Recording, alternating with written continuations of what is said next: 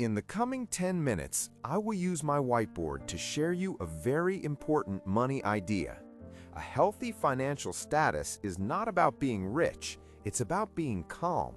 It's about paying your bills on time, having cash for surprises, not panicking when you open your bank app, and knowing you have options if life changes. That feeling of steadiness is what most people want, even if they think they're chasing more money.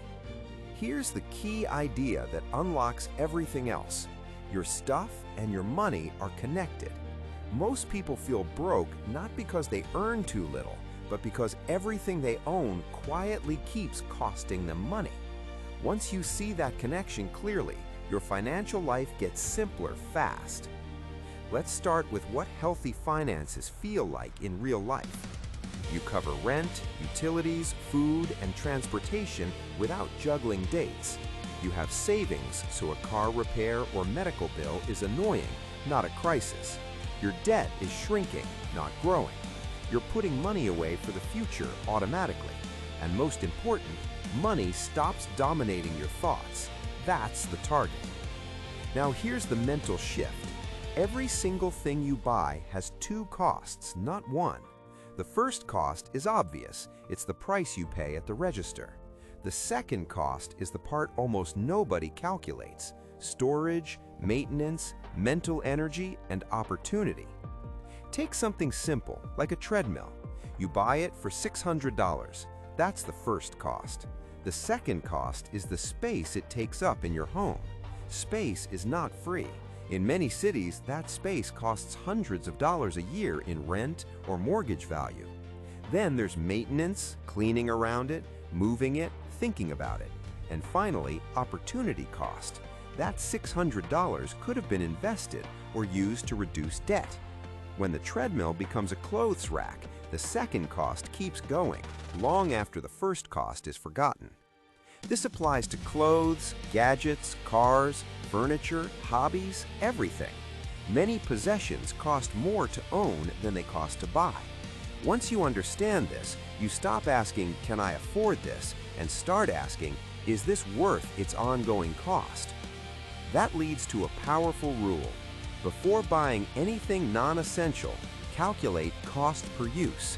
Cost per use is total cost divided by how many times you will realistically use the item. Not how many times you hope to use it, how many times you actually will.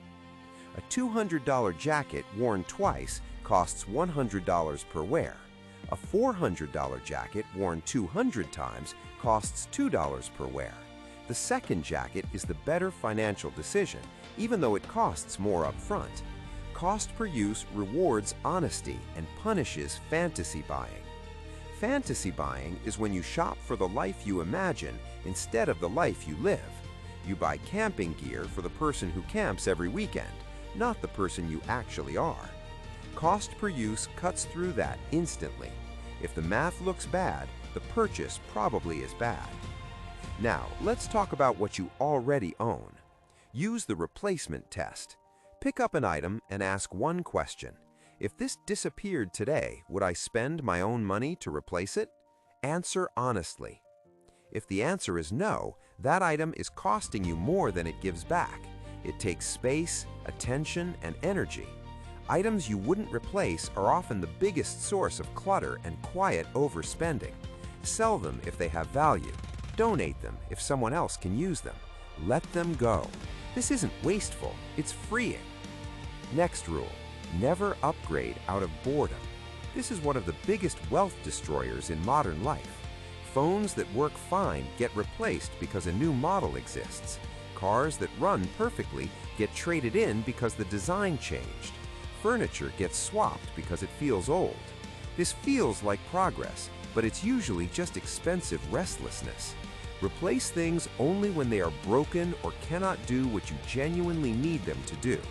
Boredom is not a failure. Marketing wants you to feel behind. You're not. Now, let's move from thinking to systems, because systems beat willpower. Willpower runs out. Systems don't. To spend less, you need friction. Make spending slightly harder. Remove saved credit cards from shopping sites. Delete shopping apps from your phone. Unsubscribe from marketing emails and texts. Stop browsing stores for entertainment. Add a waiting rule. The 24-hour rule is simple and extremely effective. If something is not essential, wait a full day before buying it. Most impulses disappear. If it still feels right tomorrow, you can buy it calmly instead of emotionally. At the same time, make saving easier. Set up automatic transfers on payday to savings or investing. Treat saving like a bill that gets paid first. Keep only what you need in checking. Automation reduces stress because decisions are already made. Another awareness tool that works surprisingly well is counting what you own. Pick a category that tends to grow, like clothes, shoes, kitchen gadgets, or subscriptions. Count them. Write the number down. When you know you own 47 shirts, buying another shirt feels different. It's no longer just a shirt, it's number 48. Awareness alone often stops excess. You can also set simple limits, like one in, one out. If something comes in, something leaves. Before buying for a new interest, rent or borrow. This protects your money and your space. Many hobbies are exciting at first and then fade. Renting isn't being cheap, it's doing research. If the interest sticks, you'll know exactly what to buy. If it doesn't, you saved yourself a pile of unused stuff. Now watch out for lifestyle multipliers.